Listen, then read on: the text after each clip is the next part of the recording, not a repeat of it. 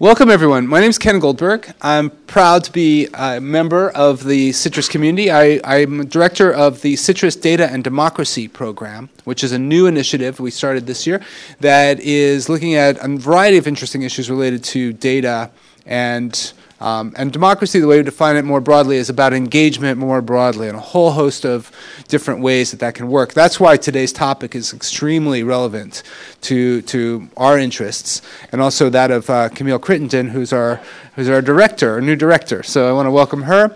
And we have a brand new project we're very excited about, which we just launched yesterday. And you have flyers around on your on the tables, which we just printed this morning. This is it's basically a research project on rapid mobilization using social media. So we're curious to see how fast you could get a group of people to react to a timely issue. And in this case, we're using the Proposition 30 ballot initiative. And want to be very careful to say that I'm completely neutral about this issue. Whether it's we as a member of the campus, we have to be careful not to be advocating or for or against such a proposition. But we are here to make people aware of it, and I am 100% in favor of awareness. So regardless of how you vote, I want everybody to know about this before the election. This site is a new site. What's cool about it is that you go to the site, you click I'm aware, and it'll generate a brand new URL that you will then share with your friends by tweeting or emailing or any other form. But then when they come to visit with that URL, you'll get credit in the form of influence. We'll track your influence, and we'll give you an influence score. So you can come back at any time, see how you're doing in terms of your influence, and then also see a really cool graph of your own influence.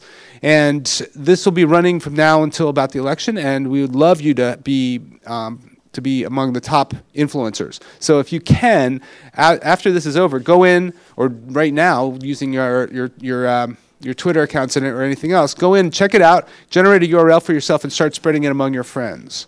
We're very excited to see how fast we can mobilize awareness. The other thing I want to tell you about is that we have an I4 Energy talk today. It's going to be on the real reasons we must have a smart grid in the 21st century. That's going to be on Friday. And there's a big event, a panel discussion that's coming up on October 1st here in the SD Hall. It's going to be in the SD Auditorium at 4 p.m. It's going to be Tweeting Your Way to the White House, Social Media and the 2012 Campaign. It's a panel discussion. It's very relevant for the election also. And also, the other thing I want to say is that I want to thank in particular Yvette Subramanian, who's the unsung hero of all these lecture series, because she puts them together extremely eloquently. So without any further ado, I want to introduce our speaker today. He is, I'm very proud to say, one of our own. We can't take complete credit for him because he did some work at some other institutions like Johns Hopkins, the University of Maryland, and other companies like Yahoo. But he came back here for his PhD, which he did with Coy Cheshire, and in particular, and has written a whole number of papers, book chapters, articles, essays, and given presentations on this very important subject of social media and how it works, the underlying dynamics and mechanics of it, and I think this is exactly the most important issue right now, which is how do you maintain it? How do you maintain interest? It's one thing to get people to come to a site once, but how do you sustain and engage people over long periods of time? That is a fundamental question that we're facing right now, and I'm very excited to have Judd Anton here today, and please join me in welcoming him. Thank you. Oh, thanks a lot. Do you use that too? I've got my own. Hopefully somebody will tell me if they can't hear me. But I will try to project. Thank you. It's a pleasure to be here. And I was just saying how much I like coming back to Berkeley to stay involved in the campus community. I still live in Berkeley, but spent a lot of time on 880 driving to and from Menlo Park. So that's not awesome. Days when I get to come back to campus and do this are very good days. So thanks for having me. So every time I give a talk like this, I try to outdo the last one with a grandiose title. So I think I did really well here. And it's kind of ironic because like the foundations of motivation in the age of social media, they're kind of the same as the foundations of motivation before the age of social media. There are new affordances, right? There are lots of interesting things. Otherwise, I wouldn't have anything to talk about. But I don't fool myself into thinking that this is a brand new world like we sometimes hear in the media. Before I get started, I want to take just 30 seconds and tell you a little bit more about me and what I do at Facebook, in case you have questions about that. So I work for the user experience research team at Facebook. I've been there just since May, so I'm pretty new. But I can tell you that we're not your traditional user experience team, partly because we have an E. We decided to put an E instead, like the rest of the free world says UX, but we decided to do UX. But we're a very multidisciplinary team of people who do usability and user studies, human factors research, qualitative studies, interviews, focus groups, field studies, as well as quantitative work. So I do something which looks a lot like data science, and I collaborate with Facebook's data science team. But we have all manner of research, and we're growing aggressively, which is great considering the fact that there are only about 20-some of us for 900+ million users worldwide. That ratio doesn't work out very well, in my opinion. So anyway, so here's the outline of what we're going to do today. I'm going to give you some of my research perspective based on my experience, and I'm going to tell you about some findings. All of them individually may be unsatisfying to you because if you wanted me to go into in-depth on any one study, I would be happy to follow up with anybody who's interested in any of these things. So I'm going to talk about, sort of frame the whole problem in terms of user interfaces, incentives, and motivation. I'm going to talk a little bit about this sort of topic of the foundations of motivation in online communities and social media, in particular badges and gamification, which I've done a lot of work on over the last few years. I'm going to talk a little bit why measuring motivation is really hard, and then I'm going to conclude by talking a little bit how I'm bringing my perspective to this, to Facebook, and provide some sort of ideas about how this perspective is useful for research and for the design of really effective online communities and social media products. I don't know what the usual MO here is in terms of question, whether we wait till the end or interrupt, but if you feel the burning need to disagree with me, I encourage you to raise your hand. I welcome dissent. Okay, so I have a feeling I'm going to be preaching to the choir on a lot of this stuff, but I basically choose not to fight the fight in terms of what counts as online collaboration and what doesn't. We've got these classical examples of Wikipedia and Linux. There's sort of crowdsourcing, Innocentive, Mechanical Turk, Odesk, Quora, Yahoo Answers, Yelp, and social media sites. Basically, all of these to me are examples where people collaborate to create collective information goods, collective social and technical systems in which they derive value. That value may come from the information, it may come from the social interaction. More than likely, it's both. But as long as we've been talking about this, people have been talking about what motivates people to do these things. And I feel like we ride this train of sort of caricatures of motivation. And I would argue that a lot of the attention to this issue, at least the popular media attention, has come from the idea that people are very surprised at how much work or effort people will put in for free, right? And I hate this notion. If there was one thing that drove me into this field, it's the idea that people are working for free. And in particular, I would identify this moment in 2007 when George Johnson wrote in the New York Times, "No one but a utopian would have predicted how readily people will work for free. We're cheaper than hardware. It's a good thing considering how hard we are to duplicate." I am offended, sir. People don't usually get paid for their participation online, for social media or online collaboration, but I would argue no one is doing it for free. There are real important rewards there. It's just that they're social and psychological in nature, and they're harder to identify. Still, I think that surprise has led to a lot of the popular attention and interesting issues in the research community. And of course, we're raising the stakes. There are important ways in which online communities, social media, collaboration are getting involved in healthcare, in finance, in education. So the stakes are going up. And as the stakes go up, I would argue it's ever more important to understand motivation and engagement. Not just why we're engaging or not engaging, but who we're engaging and why, and who might be disenfranchising. So just to sort of highlight that point, I want to give you an example from some work I did on Wikipedia's gender gap. So this sort of began, I would say, to reach a fever pitch a year or 18 months ago when people really started to notice that many more men than women edit Wikipedia. Many, many more. Okay? And there was a lot of attention to that issue, a lot of effort to try to quantify it, but we thought actually the number of editors is just one measure of participation. There's also other metrics like what type of work are people doing?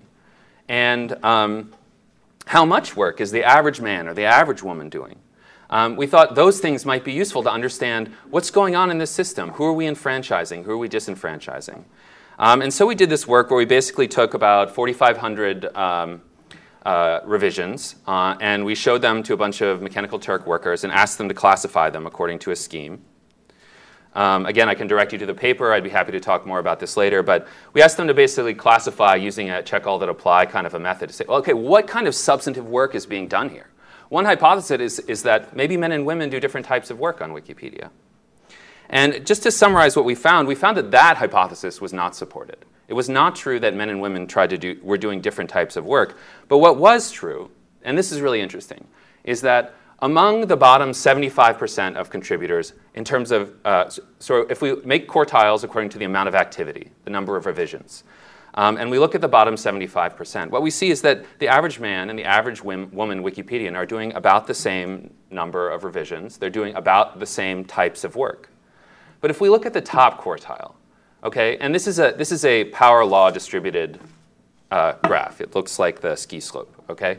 So among the most active contributors, we see not only are more of those people men, but that the men are doing a lot more work than the women are. And not only that, it's interesting, though, that in spite of that, the women are making, on average, larger revisions in a lot of categories than men are. Larger in what sense? Larger in the sense of the amount of content they change. Thank you. And so there are three reasons I'm telling you about this. The first is that I think we can explain part of this as an incentive gap and a motivation gap. And the hypothesis here would be that there are particular incentives that are inherent in Wikipedia, to the Wikipedia interaction, to the socio-technical interaction, and that those interactions invoke motivations which appeal more to men than to women. The second reason is because I really want to highlight that incentive systems, when we talk about motivation, it's not just about who we're enfranchising, but who we're disenfranchising. And as the stakes go up, that becomes ever more important. It is not good enough, I would argue, to just say, look at how many people are doing these things. Why do we need more people? Well, it's not just about the number of people. It's about the representation of people. It's about bringing the power of these tools to new populations and ensuring that all voices are being heard. And the third reason is that this example really shows how complex motivation can be. Okay? Now, there are lots of hypotheses, lots of other research about why we see this gender gap. Men and women have different communication styles. And there's been a lot of work actually trying to define how that works out in terms of the talk pages on Wikipedia. There are some cases of active hostility, you know, where men are sort of territorial. Like, you know, this is one of those things that, you know, stereotypically characterizes men. And there's been a lot of interesting research showing that that happens. Content bias, right? If you look at the content which is covered in Wikipedia, although it's getting bettered, it tends towards the STEM fields in which women are traditionally underrepresented. And another good hypothesis is inertia, right? This is a community which started with a lot of men who came from a particular ideology, and it's very hard to fight against that wave. All of these are probably true to a degree, and they all have consequences for motivation and incentive systems. And I would argue that all social media and collaborative systems are at least this complex. And yet, there is this undying urge to define one-size-fits-all models of motivation. Okay? We pick the lowest common denominator. We abstract out all the nuance and assume that everybody is associated by the same things for the same reasons at the same times. Let me give you a few examples. Everybody's motivated by money, right? A lot of the research on early open source software assumed that the reason that programmers worked on SendMail or Linux was that they wanted to improve their resume, they wanted to gain new skills so they could get a better, higher paying job. Now that's been fairly well debunked, and I think a lot of researchers have moved past this view, but arguably the industry hasn't. Who remembers Google's KNOL project, K-N-O-L? I wouldn't blame you if you didn't, because what they thought about 2.5 years ago is if people will do all this on Wikipedia for free, why don't we cut people in on the ad revenue create a Wikipedia-like thing, and people will just flock to the site. Needless to say, that didn't happen, and all was shut down earlier this year. And this is just one example, but the point is, this is one of the grossest oversimplifications. But here's another one, competition, right? But first of all, there's no evidence that competition is motivational across people and across contexts. I don't know how many of you recently saw this study in which what they did is they gave men and women IQ tests. And they did it either by themselves or in a sort of manufactured competitive situation. And they gave them these tests several times over. And what they found is there were systematic differences in the degree to which people were susceptible. Competition reduced IQ score in the sense that people who were taking IQ tests in competitive conditions, on average, scored lower on the test than when they were taking it in a non-competitive condition. And they gave them repeated tests and gave them the opportunity to sort of recover, right? Well, most people recovered. They were able to attain their original score again, but the people who were not able to recover were disproportionately women. So, competition, not a universal motivator. There's all of this fuzzy, crazy crap going on underneath the surface. And what does competition even really mean? Okay, what's the underlying set of rewards there? What are the attitudes? Is it reputation? Is it social status? Is it mastery seeking? All of the above. To that end, the sort of latest and greatest, right? And in some ways, this is like the worst oversimplification because of the idea that there is something intrinsically motivating about points or a badge or a leaderboard. And I think that's wrong. I think that's just false. And especially because they're often just very sterile. Like, think to yourself, why are you proud of getting the "you commented 10 times" badge? And they lack social context. Who's heard of Barn Stars? Just to go back to Wikipedia, Barn Stars have been around since about 2003, and they were actually one of the original, not one of the original, let's go back to Caesar as one of the original people who gave out achievement badges, right? The Boy Scouts. But Barn Stars were user-generated digital achievement badges that Wikipedians give to each other to value their work. And the thing that makes them so powerful is that they have a social context. It's me giving it to you. And that is missing in all of this. And I would argue for an even bigger point, which is that this is the wrong level of attention. Okay? It sort of acts on a theoretical framework which I would argue has holes. I'm trying to be generous. And it's the behaviorist view. And this is the domain of Skinner and of Pavlov, of rats and mazes and levers and cheese. And this is sort of like a simple idea, right? It's very compelling. If you provide a reward for a behavior and you repeatedly do that, you will encourage people to do that behavior more. They will be rewarded, right? You provide it at the right intervals, you can keep people doing that.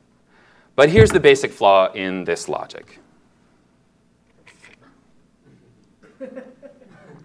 When they put rats through mazes, no one ever argued that the cheese didn't count as a reward for the rat. But I'm arguing that these things, the leaderboards, do not necessarily count as rewards. If there are rewards, they come from the underlying social and psychological processes. They come from reputation and social status, group identification. And as soon as we decide that it's the underlying social psychological rewards, the motivations that are important, we really have to do away with all the oversimplifications and recognize that people and contexts are different in ways that matter. So here's like the big framing thing I want you to take away is this, okay? Focus on all of those things is at least 2 levels too high. I would argue that what gamification, as an example, is fundamentally about user interaction mechanisms, okay? Leaderboards, badges, and metrics. But that's at the top of the stack, okay? I would argue that underneath that are the incentives, right? If a leaderboard is motivational, maybe the incentive is the competitive aspect of it, rising to the top. But there is yet another level, in my opinion, which is motivation. I would argue this is at the bottom. Now, we can argue about the semantics of the differences of these terms, okay? And I would actually enjoy that for 10 to 15 minutes, and then I would stop enjoying it. But I would argue that, just to follow that example, if a leaderboard provides motivation, it may do so through a competitive incentive that is motivating because competition gives you a sense of mastery. It gives you increased social status. And I would argue My whole point is that this is where we should live.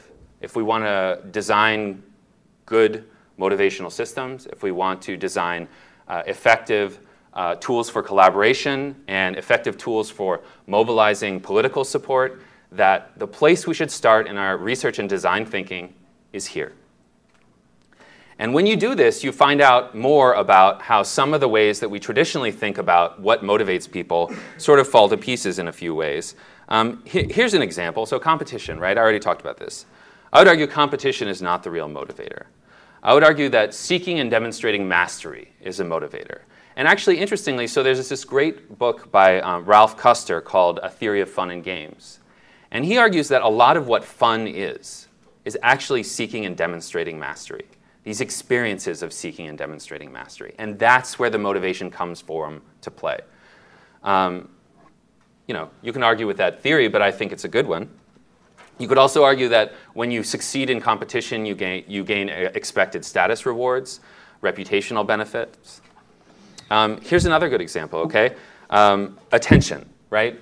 And often, lately, what we've seen is sort of efforts to include social and psychological rewards in economic models, and to do that through the value of attention. Why do we blog? Why do we post on Facebook? We do it to get attention. But the problem is, what does attention mean?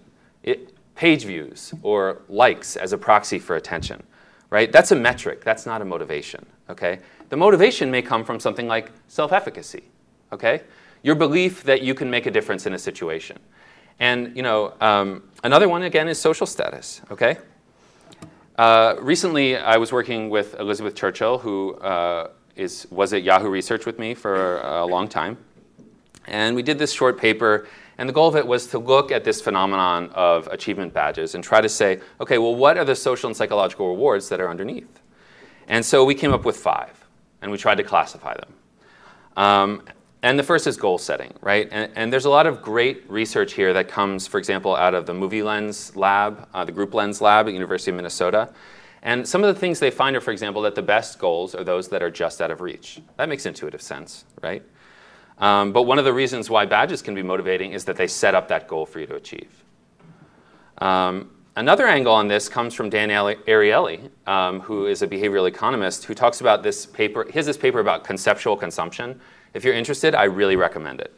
It took me, 5 or 8 readings to actually understand what he was trying to say. It's kind of a meta paper. But when I thought I got it, because maybe I didn't get it at all, but I really appreciate it. And I think one of the things he's trying to say is that goal seeking is a kind of consumption.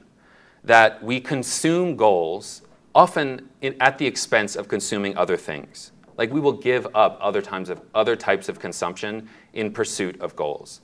One way to think about that is, why do we throw good money after bad? Because there's something about achieving the goal which feels more rewarding than the value of the money or the value of the resources we're giving up. Can you repeat the author again? Ariely, Dan Ariely, Ariely. He's an MIT behavioral economist. He's on NPR all the time, too. What's that? Duke. Well said. Sorry. My information is out of date, woefully out of date, I think. Did he used to be at MIT? Okay, that makes me feel slightly better. Okay, so goal setting. Instruction, right? So one of the things that happens when you lay out a set of things that people, when you have a program of badges, one of the things you do is you tell people, here are the things that we value in this community. Here are the things you could do, right? It's kind of like a blueprint. The Boy Scouts, how do the Boy Scouts decide on the badges they have? And as I understand it, you can get Boy Scout badges for blogging now. But in the past, there was a set of activities which were sort of core. They had sort of decided, here are the things that a Boy Scout should do. And we're going to advertise them. We're going to put them in a book. And here, it's like a menu. So it provides some instruction about the community. Reputation is a big one, right? And badges can provide both general and specific information in that regard. It can show your level of interest or engagement. It can show whether you're a power user. So anybody who's used Stack Overflow knows about this. Or it can be more specific, right? So you may be a newbie or a power user, a longtime community member, but you may also be somebody who knows Perl really well, or you're awesome at karaoke, which I'm not, but you might be.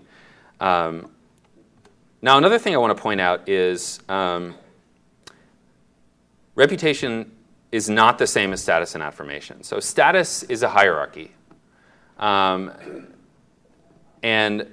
status is about symbols and marks of distinctions. And the important thing here is that the reason why that would be motivating is because as a status symbol, you have the expectation that somebody will look favorably upon that. And that means difficult achievements can carry more of a reward in that respect. Again, like why would you be motivated by the 10 comments badge? In this respect, at least. And the flip side of that is personal affirmation. And just go back to the Boy Scouts, right? Why do Boy Scouts carry around their badges on a sash, right? Partly it's to advertise them, and partly it's as a reminder of the things they've achieved. And I think this is also a great example of how badges and incentive systems in general can work for both individuals and for social processes. This one I find is often ignored, which is that there are lots of ways. So badges are a way that we can communicate a set of shared activities that bind a group together around shared experiences. These are the types of things people do here. These are the types of things we value. And it's also a signal for people like, do I belong? Is this a group I want to be a part of? So those are the ones we named, but there are others you can think of. Pride, being proud of a thing is a powerful motivator. Catharsis, right? This was one of the main reasons. I think early on, a lot of the reason we assumed people blogged was not about community or about status or communicating information. It was about catharsis, right? Flamers and trolls. Self-efficacy is another really important one, okay? And this is interesting because in previous talks, I've gotten some pushback on this. So self-efficacy is usually thought of as the idea that you can do something, can do activity, right? So why would blogging, so how does a badge give you a sense of self-efficacy? And here's the way I would argue this, is say, if you believe, as I do, that participation in social media is about more than the instrumental value of the information you pass, it's also about contributing to a collective social and informational good, then your ability to effectively contribute to that good increases your self-efficacy. It's not just I can blog, like I know how to type and use WordPress. It's the content that I produce is valuable and rewarding to others, and that improves your sense of self-efficacy. Please. Maybe a better example for that would be, why do people spend hours doing Sudoku puzzles or crossword puzzles, even if nobody watches them? Because they can, and they get a sense of accomplishment. They feel good. Right. They get no social value, no badges, nobody comments on that, and they still do it. Yes.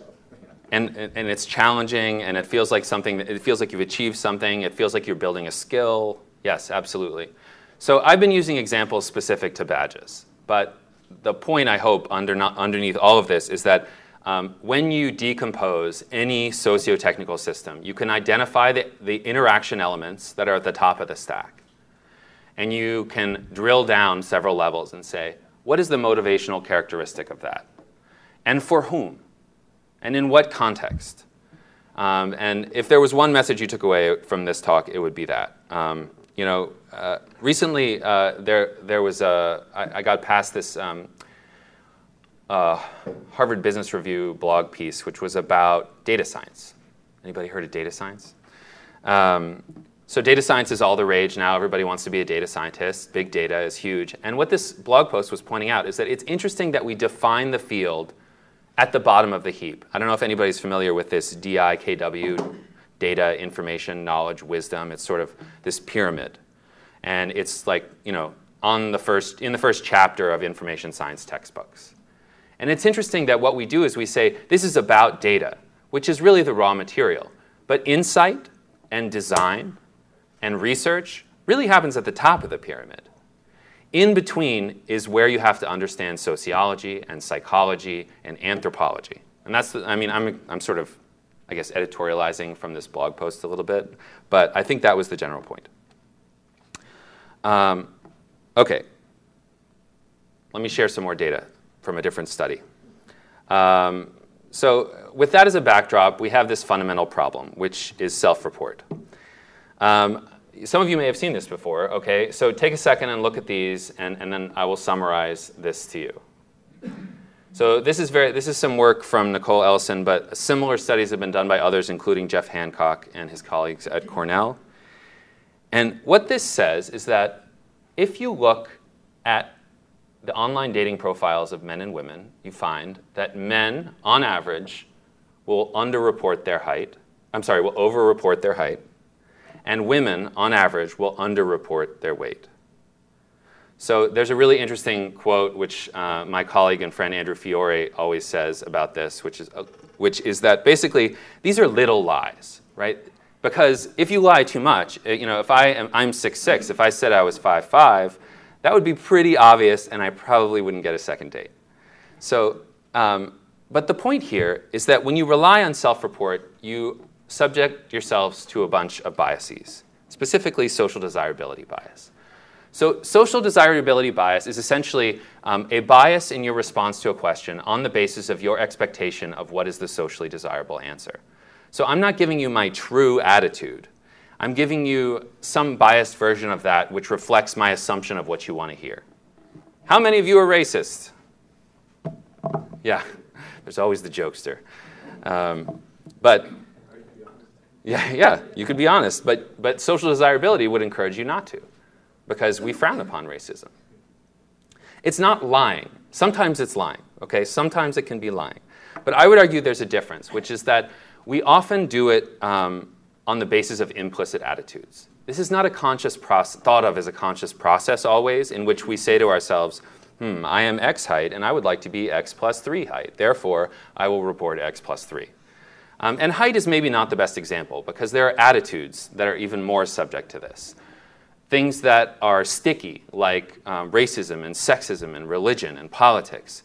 But they've also documented pretty severe social desirability bias in much more seemingly benign things. For example, they did some research in organizational behavior, where they looked at a lot of the scales that are used commonly to measure organizational effectiveness. And they used some interesting techniques and found out that people will answer on the people express social desirability bias even in that situation. And often on the basis of implicit attitudes, attitudes that you either don't know you have or are very difficult to express.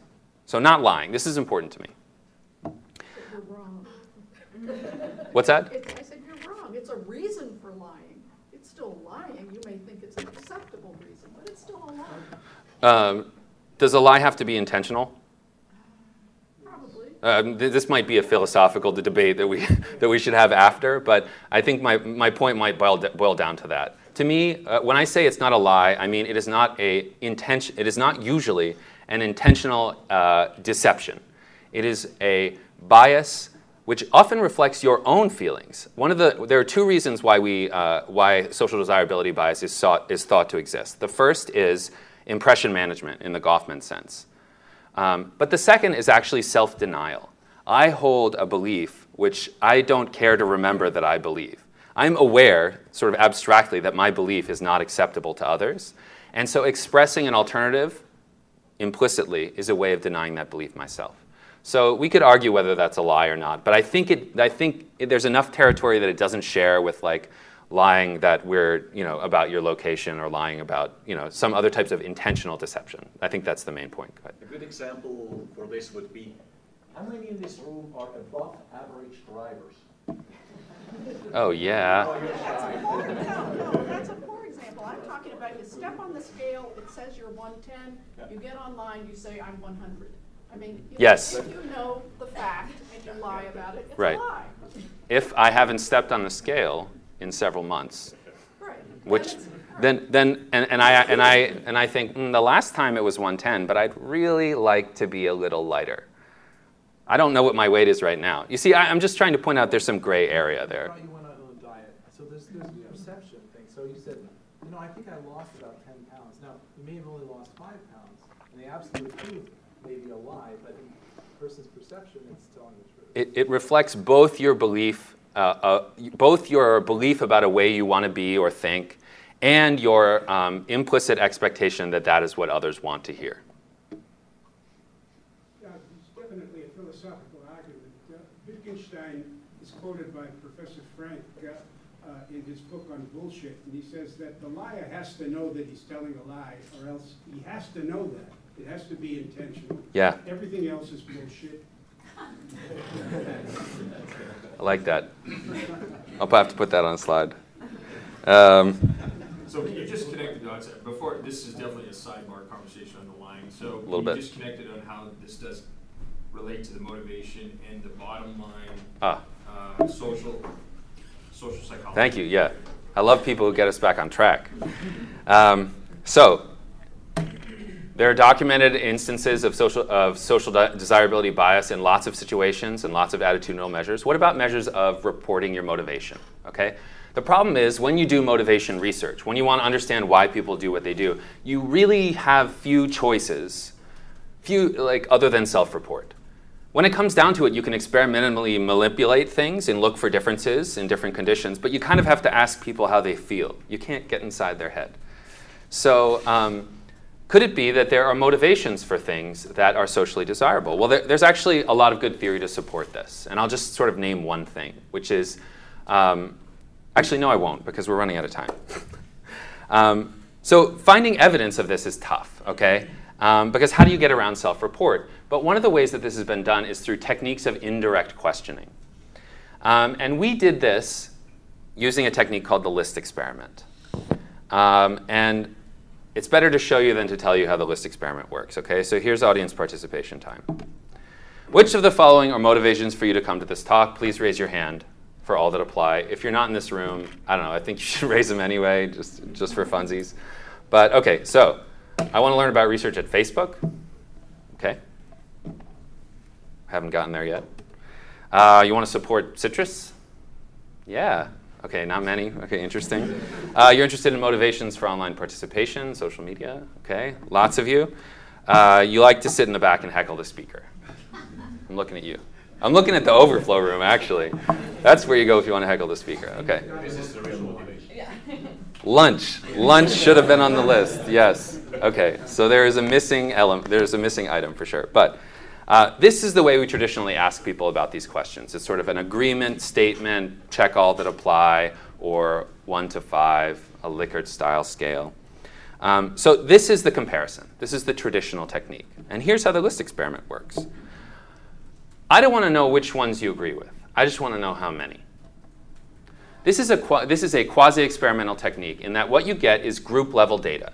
And the way you get it is by dividing your survey population into 2 groups. And in one of the groups, we do this. And we say answer with a number between 0 and 4. We assume that it's the heckling part, which is the socially potentially biased answer. And so we include it in this condition. And we ask a second group of people, the same other 3, but we leave out the 4th. Then what we have is the ability to subtract 1 from the other. So let's say in the previous condition, the average number agreed was 2.8. And in this condition, it's 2.4. All other things being equal, that means 40% of people would agree with the 4th statement. This isn't a method that I made up. Recently, they used it to estimate social desirability in vote buying in Nicaragua. And what they found is that if you ask people the traditional questions, you get an estimate of 4%. And if you ask using this technique, you get an estimate of 40%. I'm rounding. So we did this in the context of Mechanical Turk. Okay? So this is a ready, sort of audience for our experiments. And we thought, let's ask them about their motivations for doing work on Mechanical Turk. We pulled some of the motivations from prior research, and we divided people into groups. And we did this in the United States. And here's what we found. Okay, so the dark bars are the traditional method of asking the question, and the light bars represent the list experiment. Now you may be wondering how we got a light bar for every one of these, and what we did is we sort of we had control condition, and then we left 1 out and created. So there were actually 5 conditions. There was the control in which there were all 4, and there were others in which we left 1 out, sort of in succession. So my interpretation of this, since it's a little bit hard to really grok a chart like this right away, is that the sort of relative ordering is the same. But we see that in the agreement statement, in the traditional conditions, American Turkers drastically overreport their motivation in every category. So the average number of motivations in the traditional condition was much higher than it was in the list experiment. Our interpretation of this, and this is work that we published at CSCW this year, is sort of that in this country there is sort of, or at least for Americans, there's this need to sort of this over-justification need, this need to feel that you're an intentional actor, and that you're not just doing something that, like, I was bored, I'm just killing time, sort of having an intentional justification for your actions is something that is actually socially desirable. So even if it doesn't change the relative ordering, it changes the amount of people that will agree with any one. Now, let me just get to the next slide. So before you wonder any further, we also did this in India, separately, because India is the second largest population of Turkers. Seems pretty reasonable. That's a very different socio-technical environment. Motivations might be different. Think for yourself what this graph will look like. Here it is. So, almost 100% of Indian Turkers will tell you they're doing it for the money, and they are actually doing it for the money. So that's the first thing. But the fascinating thing here is that there seems to be something about that sociocultural environment which encourages Indian Turkers to underreport the degree to which killing time and having fun are motivations, and overreport the degree to which sense of purpose is a motivation. We, in the paper, go into a bunch of the sort of social and political, a lot of this comes down, we think, to the ways in which the sort of IT sector and online work have developed in India as a way to use your time. But the point of this is that there are a number of ways, there are a number of points. The first, measuring motivation is hard. The second, how you measure it. When you measure it, you should think about how populations may differ. Online population is not a population. There are important social and cultural and demographic differences that you have to consider. And when you do, you may find very drastic things like this. And this is actually something that I'm thinking of doing at Facebook. Who can think of attitudes about Facebook which may have a social desirability bias? I can think of a few. Now, I don't want to have a conversation about privacy on Facebook with this audience. But I think that if you ask 1,000 people whether they are concerned about their privacy on Facebook, there may be a social desirability bias which encourages them to say yes. Because this is something which is widely reported and harped on in the media. Again, I'm not making a claim about it. I'm not defending it or rebutting it. But I would argue this is something we might want to know if we want to get a sense of that. Is Facebook, or let's use the example of Twitter, okay? So I think there's the meme that Twitter is for sharing what you had for breakfast. If we asked a bunch of people about the degree to which Twitter is useful for emotionally dense conversation with friends and family, that's just an example off the top of my head. But I think that we would artificially get people saying that people would be biased to say no, because of the sense that the correct answer is Twitter is frivolous. That may be changing. It would be interesting to do this as a longitudinal study. But, right. So I want to make sure we leave time for questions. So I want to talk a little bit about, so I'm relatively new at Facebook. I've only been there since May. And it really is a different culture which takes time to get acclimated to. So unfortunately, I'm just getting ramped up on a lot of research projects. But there are some things I'd like to tell you briefly about in terms of how this perspective is influencing the work that I'm doing. So given that a lot of my previous work was about, immediate previous work was about gamification and badges, a lot of people ask me, why doesn't Facebook have badges? Right? There should just, I don't know what the badges would be for. They would be for like commenting or like, snarking at people or sharing, sharing funny meme pictures. I don't know. But there's a reason we don't have badges. And there's a reason why, if I had to guess, and I don't control these things, but I would argue we're not going to have badges, which is this. One way to think about incentive systems is there are implicit and there are explicit. And here's what I mean by this. Can you bake the incentive and therefore your understanding of the motivation into the product, or do you have to bolt it on? A lot of the recent craze around gamification has been take your social product, bolt on badges or leaderboards, and motivate engagement. I would argue that in general is not a good strategy. The better strategy would be to bake it into your product. Therefore, it can be what I would call an implicit incentive system. And the great thing about that, I would argue that's the strategy Facebook has taken. And the great thing about this field and that strategy is that this is not rocket science. It usually boils down to feedback, right? A little bit of text, some visualizations, little interactions, small levers, but potentially big consequences. One of the things we see over and over again is that you can pull these little levers and have big things happen. But there are some examples in which this baked in, right? Here's a good one. I would argue this is a complex social beast. And I would argue that is both the best and the worst thing about it. You might not be surprised to learn that one of the most frequently requested features on Facebook is a dislike button. And again, I don't control these things, and I'm not speaking for Facebook right now, but if I had to guess, I would say that's never going to happen. And part of the reason is that this is already a very rich social interaction. Its problem is, what does a like mean? A like can mean so many things. It can mean I agree with you. It can mean you're my friend. It can mean that's funny, even though it was mean. Okay, you know, the list could go on. That's the worst thing, and that's also the best thing. It is a complex social indicator. It is an incentive system. It allows you to express something which, depending on the context, can mean different things and motivate people to respond, to connect, to communicate. Here's another example. This is actually something that we rolled out pretty recently. I don't know how many of you have noticed this, but this is in groups, so only in groups. And I don't know how many people use Facebook groups, but we're rolling out this feature called Seen By or Seen State. And it basically just, for groups posts in groups, so when you go to the group homepage, you'll see the number of people who saw that. This is not like a new innovation on Facebook. This is something which a lot of social media sites have been doing. But I expect this to be very motivational for a lot of users because it gives you the perception of an audience. It lets you know who's out there. It speaks to that self-efficacy thing. I often say the biggest problem, the biggest sort of critical mass problem with a lot of social media systems is what I call the black hole problem. You're a new contributor. You want to get involved. You contribute your first piece of content, and then what? It feels like dropping it into a black hole.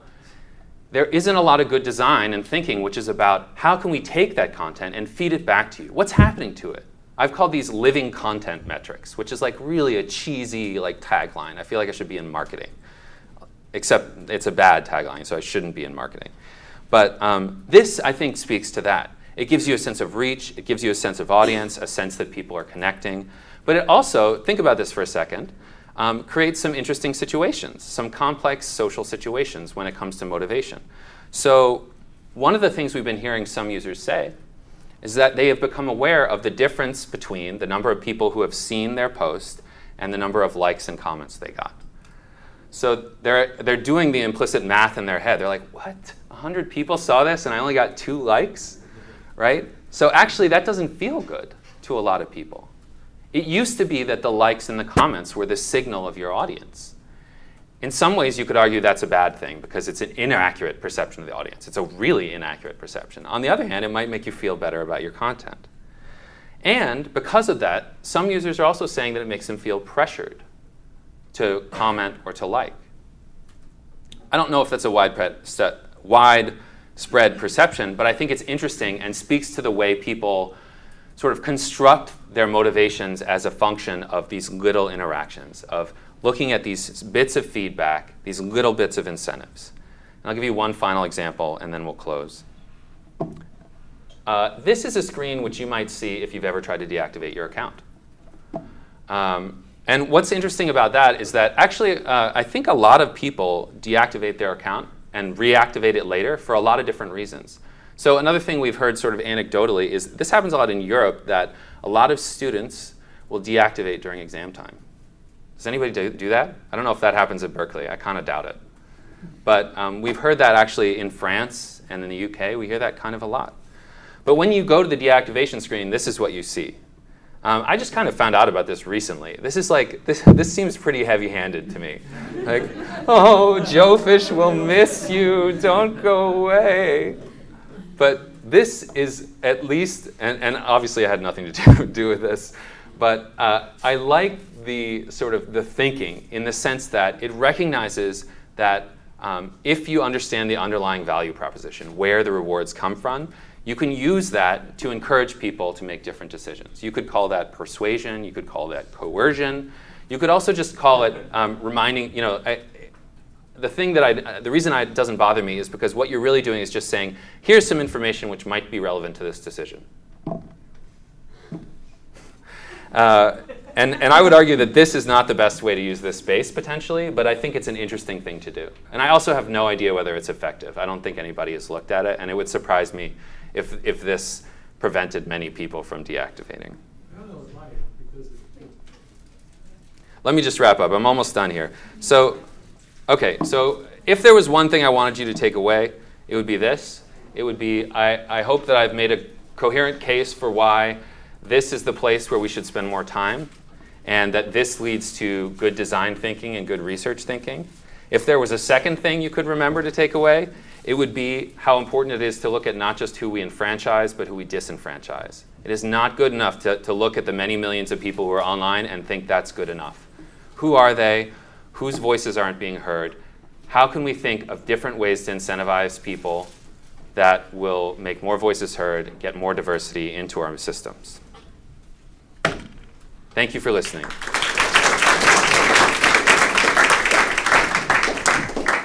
So if anyone has any questions, ask you please use the microphone. Yes, thanks very much. The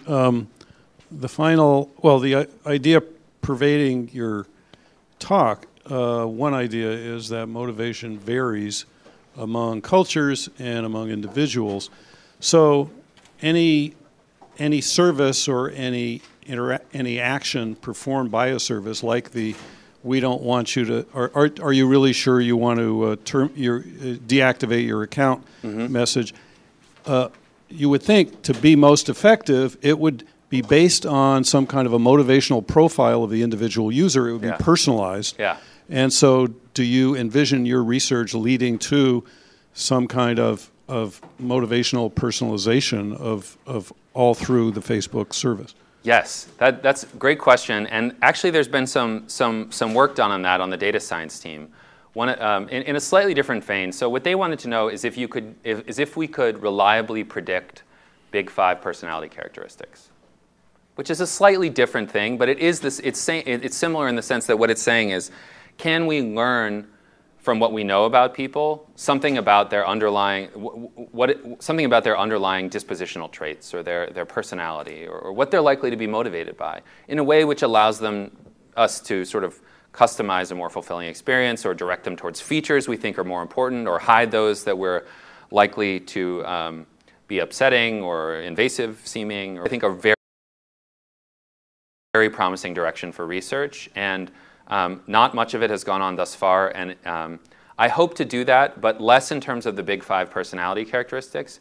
I would say more like something I'd be interested in is trying to identify people. So Richard Bartle has this pretty famous sort of typology of killers, achievers, socializers, and this was about why people play MUDs, multi-user dungeons, back in the day. And it's a very limited typology, but that's actually the kind of thing I'd be more interested in.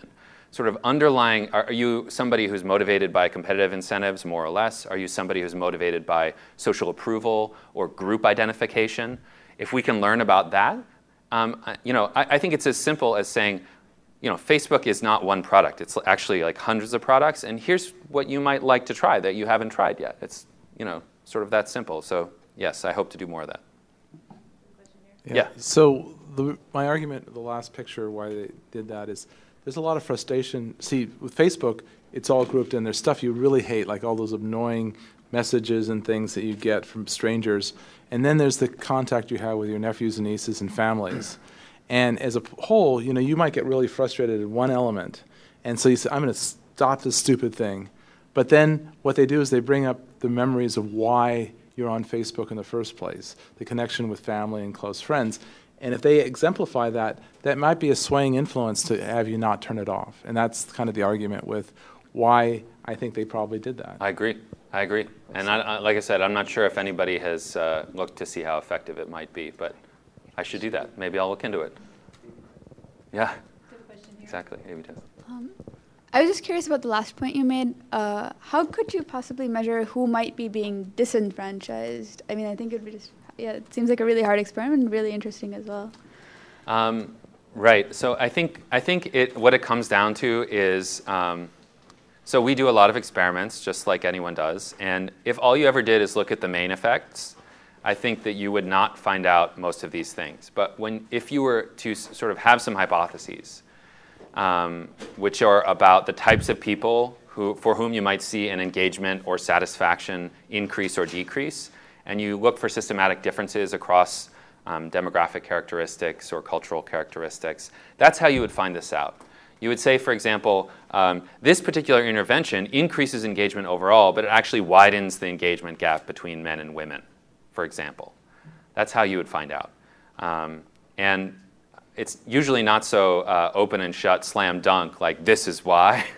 But I think if you aggregate those signals, you can learn a lot about the types of people who you're warming up and the types of people you're cooling down. Are there studies like this? Not enough. But what's that? Their question? Are there a lot of studies that are like this? And the answer is not many, not as many as I want, not many that I know of. Yeah, I would suggest that one group that I've seen a lot of research on recently that you might consider disenfranchised is the ones with low self-esteem, who are going onto Facebook and having that reinforced in various ways, according to the research. And another group, and they could be the same group, would be shy people, the ones who hesitate to ask somebody to be their friend, and so they don't, accumulate 3,000 friends. And, I don't know if there's any way that these people can be helped. Well, so here, let me just give you one interesting data point, which isn't research that I did, but I was recently reading a study, which I think is in progress, which the point of it was that among the things they found was that people who are diagnosed with clinical symptoms of depression, many of them say they prefer Twitter to Facebook. And the reason why is because, arguably, Twitter has higher social distance. It's a more sparse interaction. It's very textual. It's sort of, whereas Facebook has a lot more rich interaction and opportunities for social closeness. And if you're somebody who is depressed or socially anxious or shy, it may lead you away. But what's interesting about that is that, it's really just about the interaction mechanism. So the solution could be to, I think it's like personas, and you can think personas suck or that they're great, but what is the persona of somebody who is shy or somebody who is socially anxious want to have access to on Facebook, and what do they want to be prevented from them? It could be as simple as like suggested settings, profiles, that match the way you would like to interact, because you can customize so many things on Facebook, and it's overwhelming for a lot of people. That's the kind of place I think I would go if we were interested in pursuing that kind of direction. But I completely agree with you about, and that's a very interesting point. Yeah. So have you, I don't know if this is on, done any work to align your motivation research with Daniel Kahneman's System 1 and System 2? Yeah. Right. So for those of you who aren't familiar, the idea of System 1 and System 2 is that we have these two ways of processing. One of them is sort of fast and based on heuristics. The other is slow and deliberate. And I think a lot of the recent sort of pop science research has been about Blink, and it's about how good the fast heuristic system is. And what's interesting is that which is more biased? I mean, this is a question, right? Which one is more biased, right? Is it the fast heuristic-based one or the slow deliberative one? Arguably, the slow deliberative one might be more biased because it gives you the opportunity to think about all the factors, to consider the socially desirable answer, either implicitly or explicitly, and then change your answer, right? There are a lot of ways around this. It could be that one of the ways that we can improve measuring motivation is to use things like the IAT, which is the implicit association test. And the way this works is basically like things flash on the screen, and you have to either hit one key or the other key. And the keys are mapped to very simple orthogonal concepts like good and bad or good and evil.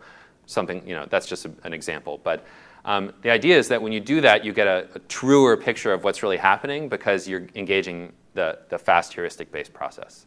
I haven't considered doing that, but actually as an alternative, as a way of trying to understand true motivations, it could be a really interesting technique. Okay, I have 2 comments. First, great talk. Thanks for coming today, Judd, and we appreciate it. I learned a lot. When I like to recap the conversation, when you were talking about why measuring motivation is hard, that's why you brought up the example of social desirability bias. Right. Clearly, that's why we kind of got off sidetracked and we brought the train back on the tracks. Yeah. So my question is, how do we know what the socially desirable thing is? Is there a bias built into even that? And is that propagated by our own perceptions? So are we in a recursive kind of loop? That's question number 1. So that's kind of mind-blowing, right? So when you do this talk again, maybe comment on that and take this. But I think the bigger comment and question I have is on the previous question we had about those who are clinically depressed and those who have low self-esteem. I'm a Marine Corps officer, active duty. I'm here doing an internship up at the lab in behavioral economics. And this is very relevant in the precise domain of suicide as a problem in the military. It is our biggest killer. It is killing more of our active forces than hostile actions out in the field. So how can we leverage your research to solve that specific problem? And I heard you say suggested settings, right, in a social media kind of construct. Yeah. Can you comment on that? Maybe both if you want. Yeah. One easy, one tough. Yeah. Let me just focus on the second one because I think that's a fascinating point. First of all, let's talk about it after. But second of all, there's this utopian vision where there's an algorithm, a mystical algorithm, which can digest someone's communications and interaction patterns, detect increased anxiety or depression, and intervene or flag for intervention. That world is a fantasy, but I think that a lot of this boils down to understanding the different affordances of Facebook, for example. The ways in which it can be both positive and negative for different groups of people, and providing very simple tools to make these decisions. So the question is, would somebody who is approaching that situation and who would desperately like some social support via Facebook, what would that use case look like? What would that person do? What could we suggest which would be encouraging and perhaps stave off some very bad things? And unfortunately, that's a really important, heavy issue, which I feel like I've just talked for 60 seconds and said nothing because I'm blown away by the importance of that issue. But opportunity for doing something about it, and if there ever was a compelling use case, it'd be that one. So, no, thanks, great comment. Okay, on that note, we've all gotten we've learned a lot from Judd Anton badge today. So let's thank him for that one. Thank you. Thank you.